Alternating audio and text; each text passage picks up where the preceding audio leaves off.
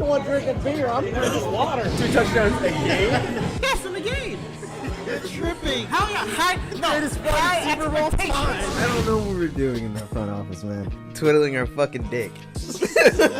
Ryan, I just need you to drink this.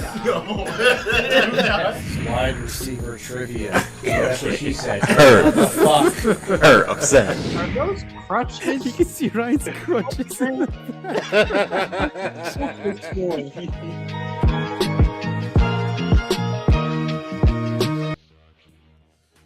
What is going on, folks? Welcome back. Welcome back to another Monday night recap. Cowboys Cardinals just wrapped up, and we are here to break down that one. So I am your co-host, Jalen Brown.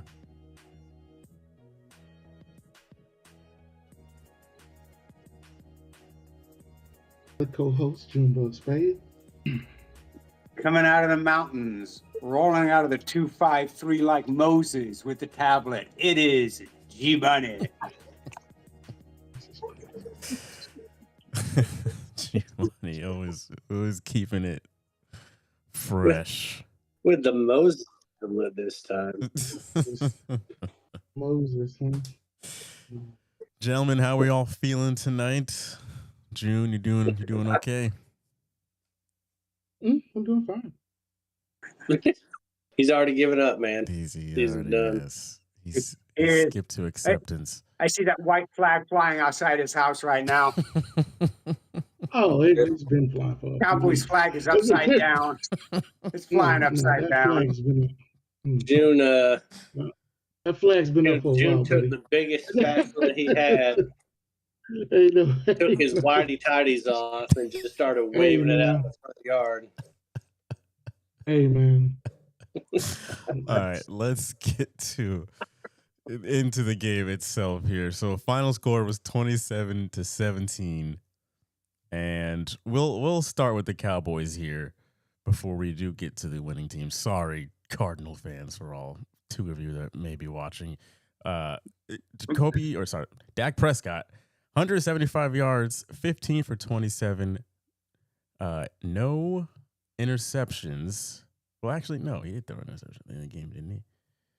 Very good. It's 250 yards. Yeah, my bad. My thing didn't update to the end of the game. I'm like, this doesn't sound right. Oh, 250. I was like, God damn, that was worse than I thought. 250, I was like, oh. 24 for 39, a touchdown, a pick. Yeah, this was a doozy for Dak. I didn't think he necessarily played bad, but June, we will start with you first here. What do you think was the biggest reason Dallas lost this game? It was flat. It just came out flat. It was like last week too against Denver, and I said, you got to come out when you're a team that's got a bad defense. You got to come out. You got to score. If you got a good offense, you got to score. So that first drive, it didn't matter if they kicked the field goal or put a touchdown up, but you got to put points up. You got to continuously put points up, and you can't leave points out on the table against a team. And they came out. And they just didn't seem. The first drive was actually, and you guys remember the first drive, it was like 15 yards, and about 4 plays, they was already in the red zone. And I was like, oh, well, there you go. And then all of a sudden, the wheels just fell off. And the offensive line just said, oh, we're done blocking for the rest of the night. And I don't know what happened. It was a lot to do with what the Cardinals' defensive plan was, but when you drive all the way down the field like that, you're expecting a team with an offense like they have to put the ball in the end zone. But I think in those situations, I think it should have been a little bit more running when they was on the goal line. I would have liked to see them run the ball in those spots instead of trying to throw the ball too, putting that pressure on that. Even on third down, I would like to see them run the ball. You never know what could pop. Because Williams has been running the ball well, and then after that, it just seemed like the team just got down on themselves. And they did the same thing last week against Denver. It's a mirror of what we saw last week against Denver. They take the ball away, they go down the field, they stall on the goal line, and then the team just they lost all the confidence in themselves. And I don't know how Schottenheimer can fix that. He's got the rest of this season to fix it because this season's lost. This season's over, and he can fix it next season. He can get it ready, doing training camp and stuff like that. But he's got to figure out why they lose confidence at the first drive. If the first drive doesn't go their way, he's got to figure that out offensively because he's an offensive coordinator. That's his thing. The offense is his. He calls all the plays, so he's got to figure it out. But they cannot be flat. They cannot do that against teams. So, and I'm not even getting to the defense because we already knew that was a wash. Okay, we already knew what that was about. So, you brought up the running game or the kind of lack of it in the red zone, and Malin, you had mentioned this right before we went live, but Devontae Williams has been a hell of a running back. Did you see anything, Malin, that would have led you to believe that, was there a good reason why the Cowboys didn't give him the ball more in the red zone? I just think it's bad play calling. I mean, I think he had 15 carries for 80-some yards. He was averaging 5.5 yards a pop. Just give him the rock in there. Eventually, you're going to get into the end zone, and you're also slowing the game down on the Cardinals. You're giving your defense a rest, which is already struggling against Jacoby Brissett, which how many times have we ever said that a defense is struggling against Jacoby Brissett? That I didn't think I'd ever say something like that. I believe with June that the Cowboys came out flat. It's almost like that offense just felt like they were going to be able to turn it on in a moment's notice. But I mean, if you want to talk about like the Cowboys, man, they are missing all their toes on all their feet because they just kept shooting themselves in the fucking foot whenever they started getting momentum with turnovers or sacks or penalties. I mean, there were so many negative plays by the Cowboys offense tonight. Anytime you thought they had a chance to turn the game around, I'm not even just talking about the fourth quarter. I'm talking about the whole game. It just good play, bad play, good play, bad play again. And it's just like, is all of us picked them in the ride or die in 5, like it started getting frustrated and you're like, okay, well, like, they got the talent to do it, but I felt like the Cowboys offense got in their own way more than the Cardinals defense got in the Cowboys way, except for the last drive, the last couple drives. I mean, Calais Campbell got 2 sacks. Dak throws an interception like they're trying to some Hail Mary shit, and the Cardinals defense really got after him. But they were just frustratingly shooting themselves in the foot any time that they were getting big positive chunk plays. So and June's right. When you had a defense like the Cowboys have, you got to put up a lot of points, and it was there for them to be able to get those points if they just could have gotten out of their own way, and they never seemed to be able to do that. I mean, what did they do? 3 fumbles tonight? All in terrible situations. Where they were driving down the field, they were having a little bit of momentum. I mean, even in the fourth quarter with 7 minutes left, I was thinking to myself, G Money and I were talking, we're like, if they can just at least kick a field goal and leave 3 minutes on the clock, give themselves a chance to get the ball back, they could have an opportunity to tie it. Well, they get in the field goal range and they fumble the goddamn ball again.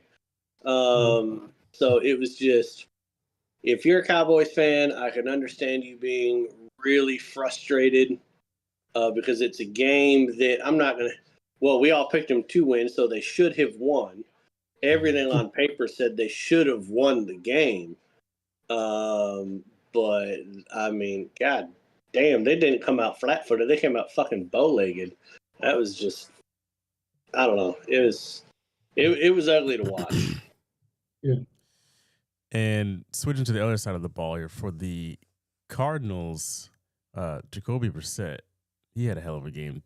261 yards, 21 for 31, 2 touchdowns, no interceptions. G Money, this one is for you. What did you think of Jacoby Brissett's performance tonight? He is a career backup, but he has started in Indianapolis, I believe he started with New England at one point. So he's got game experience. It's not like he's some guy off the streets, basically, that came in and is filling in for Kyler Murray. In fact, there is talk coming out of the Arizona Cardinals that Kyler Murray may get traded next year.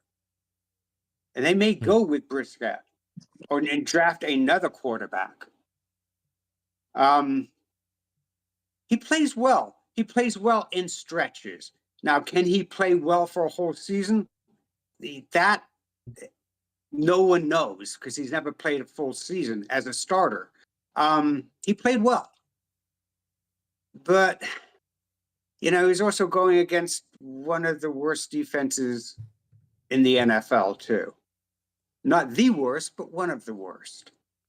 And it's hard not to put up those type of numbers when you're playing against a defense that up until the fourth quarter, when Arizona tried to turn it a pumpkin and Dallas all of a sudden thought they had a 1994 defense and it was coming at you, Brissett looked good up until that point.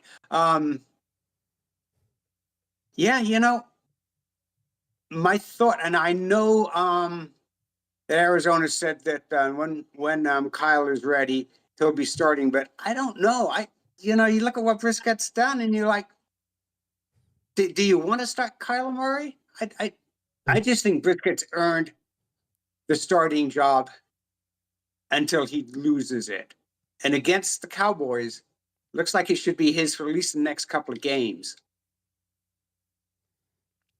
Yeah, I think that's an honest discussion because, that team looks completely different with Brissett throwing the ball, like entirely different. I know they've lost a bunch of games anyway up until just now, but they've been in those games. Like they've been very competitive and one possession losses. So I would not be so fast to bring Kyler Murray back at this rate. And go ahead. The crazy thing is just kind of how old Brissett is, man. Yeah. Like he's been in the league for a long time. I mean, because G Money said he hasn't been able to start a lot. There's only been 3 seasons where he was like the starting quarterback for most of the league. And that first season was in 2017 when Andrew Luck announced that retirement, and everyone caught wind of it in the preseason. And they traded for Brissett, and they're like, all right, here we go. He played 16 games that year. He's played 16 games twice, 15 games once, some spats of 11. But the last time that he was a starter was back in 2022 for Cleveland. He took over after they got rid of Baker Mayfield. But, I mean, he is the Patriots have a way of producing really good backup quarterbacks. Brian Hoyer being one, Matt Castle being another, even though he was a starter for the Chiefs for a while. Jacoby Brissett. Garoppolo should have been a backup, but he went to the Niners. The Patriots have been coming up with some decent quarterbacks under Tom Brady that have hopped around the league for a long time. I'm surprised he's still in the league, but he's out there slinging it.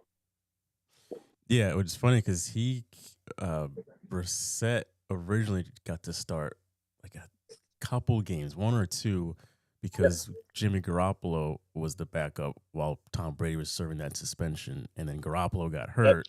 So Brissett he started 3 games that year, which is just very odd. I think he had a 2-1 record that year with the Patriots, and I forget what Indianapolis gave up to trade for him. And he's never played bad when he's given the opportunity to start for damn near a full season, but he's never great. Like, he's never thrown, I think, more than 16 touchdowns in a year. And he's usually up there, close to double-digit interceptions, but not quite, 7, 8 interceptions when he does.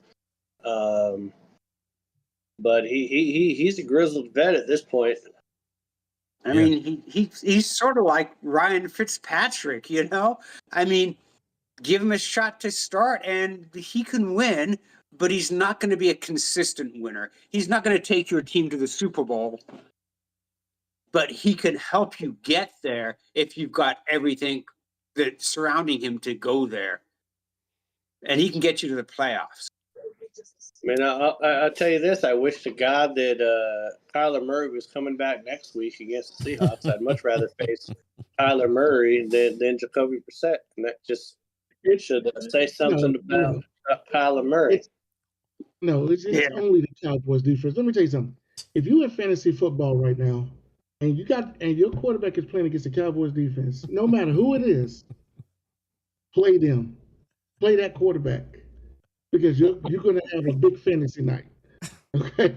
Trust me. That's how bad the defense is. And I don't know what Jerry, I've been hearing this big trade that's supposed to be coming up tomorrow with Jerry. They keeping it hush. But I think the cat's out of the bag. I think it's going to be Trey Hendrickson from Cincinnati. But pump your brakes, Jerry. Just let the season play out. There's no need to waste draft picks this season because you're not making the playoffs. Especially not when Cincinnati wants a first-round pick. Now, it could be Chubb out of Miami because he's available too. And I don't think he would cost a first-round pick. Yeah, it's not Chubb. They already said it.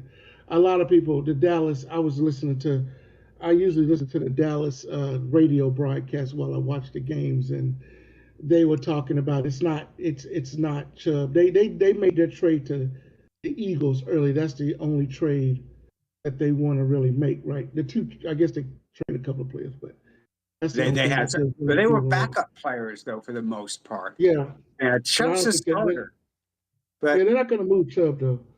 I think they want to keep him for the future. I don't know. I don't know. I mean, it's what their future may be in draft picks. Houston. And if you can get Chubb for like a third or a fourth round pick as opposed to Hendricks for a first rounder, I mean, and Hendricks is 31. You have to re-sign him. Yeah, and if you're going to re-sign him, why do you keep Micah Parsons and re-sign him? Well, you get the problem. Okay, so back to the Micah Parsons thing. Micah Parsons had a chance to sign. He didn't want to be there because if Micah Parsons wanted to be there, he would have told his agent to shut up. I'm making this deal. It's already here on the table, and I'm staying. Micah Parsons didn't want to stay. His dad was in his ear. Everybody was in his ear, and they was telling him to move on from Dallas. And he was already pissed off at the team. And they were pissed off at him. And he wasn't playing. He wasn't practicing. He was laying on the damn table while everybody else was practicing. It was over. There was no repairing that relationship. Once the agents get involved, once the agents get involved, there's no repairing that relationship. But isn't that more of a black eye on the Cowboys than it is the player, that your best defensive player doesn't want to stay a Cowboy? I mean, they fumbled the whole Micah Parsons thing from the get-go, even before he got eligible to get a restructured deal. I mean, how many times did Jerry Jones go? Like, Jerry Jones is, the way that he would just heap praise on people all the time, like certain Cowboys that were, like I remember him talking about Dez Bryant. I remember him talking about Witten. I remember him talking about Romo. I remember him even talking about Ezekiel Elliott at some point. And then down the line through the 90s too, he always just kind of seemed dismissive about praise on Micah Parsons. There was always something amiss with the organization and Micah Parsons. But I remember that Jerry Jones said, "We made this trade so we could be stronger against the run." And shit, that. I don't know what year he was talking about, but it wasn't. The Cardinals were running a guy out there. I think his name was "Where in the World is Carmen Sandiego," and he ran for like 80-something yards and like 5.6 yards to carry against the Cowboys defense tonight. So I don't know where that better against the run went, but it didn't materialize. again, I don't care if Micah Parsons got traded. I could care less. One player don't make your whole team. That's always been the thing for every single team. But I cared about when he got traded. That's the only bad thing about the Micah Parsons trade. It's when. It has nothing to do with the player. It's when he got traded. Because Micah Parsons, number one, Micah Parsons is not the best defensive player out there. Okay, that was something that a lot of people say, but it wasn't true because we had other players who were better than him out there. You had other players that were better than him. Who did the No, Cowboys no, no. I have? didn't say we. I said no. There's better NFL. players out there. Yeah, in the NFL that was better than him. So that's not true. You see what I'm saying? I mean, there's a bunch of. I mean, like enough to buy his jersey. Closest, you know. I mean, he was on the team. I had to buy his jersey. I mean, hell. Hell, back in the day, I had a damn what was that crackhead quarterback we had? You're not talking about Romo, are you? No. Talking about the one we had before Romo, the quarterback before Romo. The dude from Georgia. Who? I can't remember his name. He was from Georgia. He was drafted by Bill Parcells, and we went to the playoffs that first year. Quincy Carter. I had a Quincy Carter number 17 jersey. But he didn't take you anywhere either. No? You might as well have a Chad Henne jersey if you're going to get a Quincy Carter jersey. I had a Chad Henne jersey too. Drew Bledsoe. God damn. So back to the Cardinals here. Someone who had another great game. Marvin Harrison Jr. had the best game of his young career. 7 catches, 96 yards, a touchdown in there. What do you guys think on? Has the feeling on him kind of changed now? Because I know towards the beginning of the year we talked about him a bit, and we were kind of split on some of us thinking that he's not going to be as good as people thought. But has any of your thoughts on him changed? No, I think the only reason why he had the game he had tonight is because he only needed like 4 points for Gary to beat me in fantasy tonight, and I think that's the only motivating factor he had, having the game he had.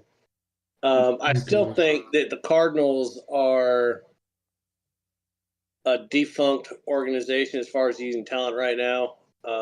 It's a miracle that Larry Fitzgerald was able to have the career that he had with the Cardinals. Marvin Harrison Sr.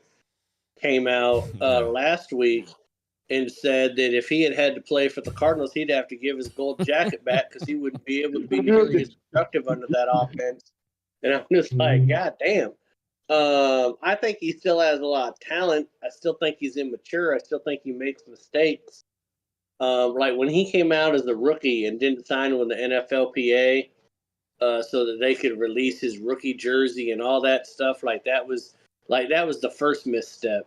And he's had a lot of them. Maybe he's maturing a little bit, but I still don't think he's necessarily that guy. And I think that when you look at all of the Ohio State wide receivers that have come out, Olave, you got Garrett Wilson, you got JSN, you got Marvin Harrison Jr. Gary, I'm missing one because there's 5. The rookie from Tampa.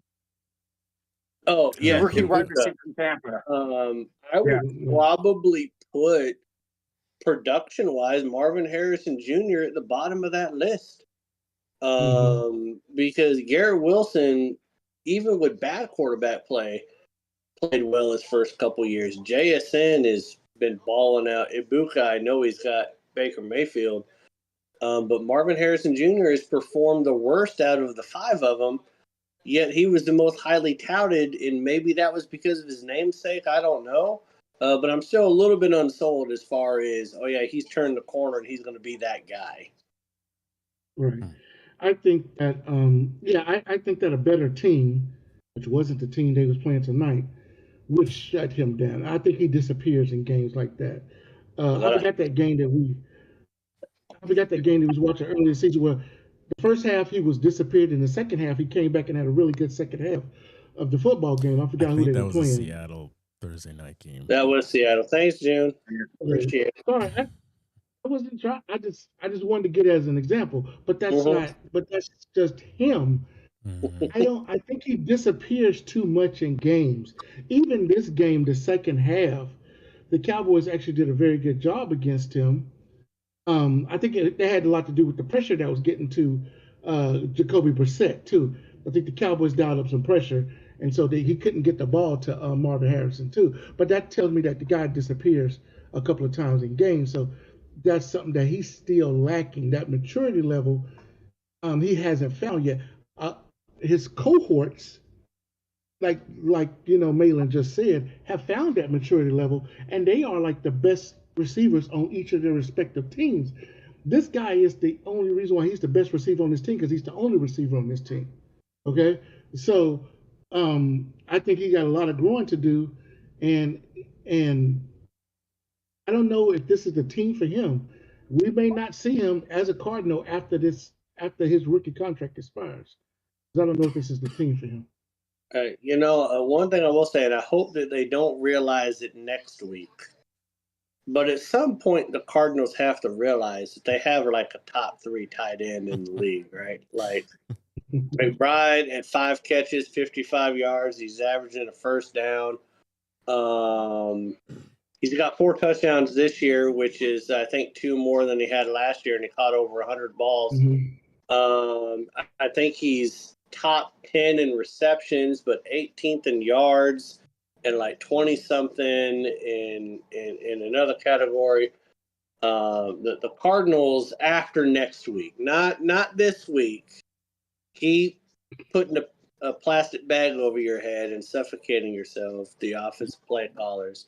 But the week after that, they should start realizing that they have one of the better tight ends in the league. Don't do it this week against my Seahawks because it doesn't matter who's the head coach. It doesn't matter what defense we got out there, Legion of Boom, what the fuck ever. We can't play against the tight end. We've never been able to do it, even when Holmgren was a goddamn coach. So don't do it next week. But at some point, they got to realize they got a really great tight end, right? Yeah. Like even the Raiders realize the Raiders are like, oh shit, we have Bowers on our team, and they actually got him the ball last week. They still lost, but I mean, even the Raiders were figuring that shit out. But yeah, the Arizona Cardinals got one of the best tight ends in the game, and they do shit with him. Yeah, no, that's true. Absolutely true. He's had 5 or more catches every game this season. So they do know that they've got him. But I think they are. I think they are focused more on their wide receivers than the tight end. And in reality, that's true for a lot of teams. I mean, and unless your main receiver is your tight end, you are going to focus more on your wide receivers than your tight end. Your tight end is going to be your safety valve. You know, that's going to be one if your number 1 and number 2 choices are covered, then you go to number 3, which is usually your tight end or your back. So, I see that. And they could, and as Malin says, hopefully not next week, but they could feature him and then flip off and go to the wide receivers. But Marvin Harrison actually really needs to learn how to catch the ball too, and not let it get off his fucking body. You're a wide receiver. You have hands, not a defensive back that doesn't know what the hands are for. Your job is to catch the ball with your hands. Don't let it bounce off your face. Don't let it bounce off your chest and then wonder why. Because stick your hands out a little further away from your body, catch the ball. Yeah. And I think that's one of his issues too, is that he doesn't do that. The He lets crazy the ball thing about get to his body before he catches it. crazy thing about the tight end position, though, is that like you think of some of the tight ends we have in the league with Bowers, McBride, and some of these others, like the teams that utilize them correctly. Like you think of San Diego and Antonio Gates. You think about the Chiefs and Falcons with Gonzalez. You think about the Patriots with Gronk. You think about the Chiefs with Kelsey, like you can feature the tight end and be a great offense. I don't know why they seem to be wasting the talent at the tight end position. There's generational talent at the tight end position that these teams aren't utilizing right now. Yeah, and it's funny because I'm pretty sure when we had Frank on, it was right after that Thursday night game. And even he was mentioning then how the Cardinals need to get more creative with how they're using their weapons. And I mean, here we are with Jacoby Brissett, and it's definitely trending in the right direction, but it's still like there's some glaring areas where it's like, yeah, if you guys were playing a legit defense, one that's not fraudulent, I don't know if you would have been able to get away with some of this tonight, but that is just one area that they've just always seemed to struggle with in recent memory. So it is what it is. But let's look ahead here to both of these teams and kind of who they've got coming up next. For Arizona, they, like you guys was mentioning, they've got Seattle on Sunday. Lost. They've also got 49ers the following week. And then Probably another loss. Then they have the Jaguars. Could be another loss. Honestly. Possibly. I'm not Depends on sold what on the Jaguars team show Jaguars up. though either. Depends on who shows up for the Jaguars. It really depends more on the Jaguars' defense than anything. If they're more feast and famine on that defense. Yeah. When they get some turnovers and that defense starts cooking, they can hold some offenses in check. Sunshine, I still don't know why they gave them all that goddamn money. The Niners, they just keep winning games against average teams, even with all of the injuries. I mean, hell, their rookie defensive lineman is out for the year now. So like they got another injury, but I would still pick the Niners over them. Yeah. And I mean, there's other than the old adage of any given Sunday, there's no reason why the Cardinals should win next Sunday against the Seahawks. There's no reason. But yeah, the Cardinals could be dropping. I mean, there's a reason why they'd only won 2 games before tonight. And Dallas, just like you said, they just came out flat. That offense should have been able to put up the points to win that game. It just didn't materialize. That was one of those, I guess, any given Mondays. But there's a reason why they only won 2 games so far. For Dallas, they've got a nice little push pop here against the Raiders come the 17th. They got a bye week, and then they got the Raiders. Then they go on Philly, Kansas City, Detroit. Better get we're not going to beat the Raiders either because we haven't beat the Raiders in a few years. We haven't beat the Raiders in You're not going to beat the Raiders? No, we haven't beat the Raiders in like 10 years. And people don't know this. Before this game tonight, we lost 8 of 9. We've lost 8 of 9 to the Cardinals. And so we have not won against these other teams. We haven't beat the Raiders for a while. I can't remember because it wasn't the last time we played the Raiders because we got beat. And then the time before that, I believe it was on Thanksgiving and we got beat. So it's been a long time since we actually beat the Raiders. So I got a feeling that y'all ever let Geno Smith beat y'all? Yeah, we're gonna lose to the Raiders. God damn! Have you not watched? Did you not watch us tonight? We did. We've seen the Raiders too. Yeah, but we've seen Geno Smith quarterback in the Raiders, and it ain't pretty, man. It's been bad. But I don't know. I just we need to say a prayer for June though, because he is hitching his entire sports fandom off of 2 players. One, Arch Manning of the Texas Longhorns, and number 2, apparently he has a second favorite college football team, the Notre Dame Fighting Irish, and he really loves this Love kid out of Notre Dame. That's his only happiness right now. Because you got flag for Dallas because you got rid of Luka. North Carolina won tonight. The Tar Heels won tonight. Basketball. Dallas. I mean, there's just not a whole lot. There's not a whole lot to look forward to. We all know that Army is probably going to beat Navy in the Army-Navy game. So that's not going to happen. The last thing I wanted to mention here was that Eagles game is on the 23rd, and then it's a short week. Turn right around to play the Chiefs on Thanksgiving. God damn! Oh. They gave the Cowboys the Chiefs on Thanksgiving in Dallas. Yeah. That's a lot That's of fucked upset up, people. That is fucked up. That's mean. Yeah. You always it used to be they would give the Cowboys a layup game on Thanksgiving. The NFL said, "Fuck that. We're gonna cash in. Come on, let's get these." That's right. Up. That's exactly what they said. Yeah. Ooh, Patrick Mahomes against that defense. Goddamn. Yeah, he's gonna eat it up. It's gonna be ugly. It's not gonna even be pretty. But yeah, the Cowboys. I mean, it's first year coach. We traded away our defense. We got a bunch of injuries on the defense. So now, only thing we can do is we got a 2 first-round draft picks for next year, unless Jerry decides to get rid of them. Maybe. Yeah, but I mean, trading those away. We'll see in the morning. We'll see what happens in the morning. But hey, just get that turkey done early on Thanksgiving. Get that tryptophan working, and just fall asleep on a lazy boy. There you go. Oh yeah. Just sleep through it. So I think that's the best idea. Like it's a cold. That's gonna be the best idea.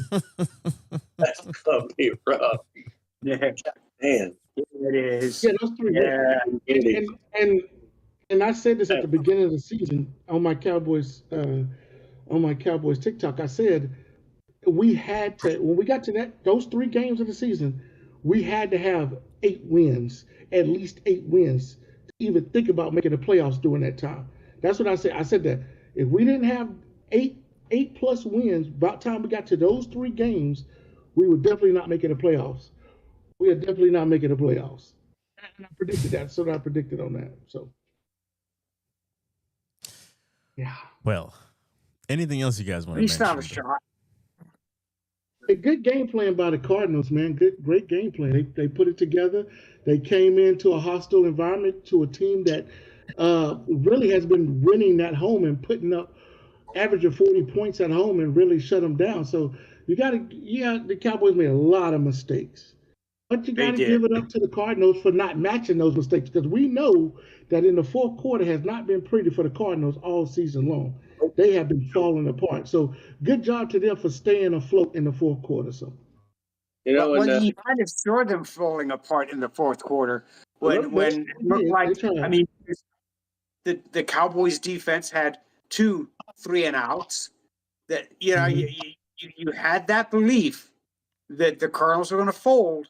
And all of a sudden, the Cowboys' offense was going to be the Cowboys' offense. And that didn't materialize. And I think that took a lot of wind out of the Cowboys when their offense, your defense does something that you don't expect. They do a 3-and-out, you get the ball back, and then you don't do anything. And then you get the ball back again, and you're marching, and then Javonte Williams fumbles the ball. The defense is like, fuck. We played 2 great series. That's all we've got in us is 2 great series. And we played them back to back. They had the one great series. They had the one great series where they made them punt and then got the touchdown on the punt. That was a great defensive series too. It was aided by a holding call, but he failed because he was about to get sacked. So that was a great defensive series too. Jen, I looked at the other Thanksgiving game because we always know the Cowboys and the Lions have a home game, right? And I was like, man, they really just put it to the Cowboys on Thanksgiving. Like, let's see what they did to the Lions. NFL didn't do them any favors either. Like, hey, you guys get the Packers on Thanksgiving. They just loading up Thanksgiving, man. That should be pretty good. That one I'm looking forward to. And the late night game, if Joe Burrow had not gotten hurt, the late night game is Cincy and Baltimore. That could have been a really good 8 o'clock game on Thanksgiving. But yeah, the NFL, they're like, we're gonna spice up this turkey this year with these matchups. We gotta deep fry some shit. All Yeah. right. I think that will do it for this recap. Folks, we will be back on tomorrow night for episode 261 of the podcast. Have the whole crew for that one. So yeah, if you want to follow us on social media, it's all down in the description below, including June's. Go ahead and go show him some love there. He needs it this week, especially if you're also a fellow Dallas fan. You guys can commiserate We down need there. to. We in this together. We in this together, baby. So, with that being said, we will talk to you all tomorrow night at 9:30 Eastern time. So, peace out.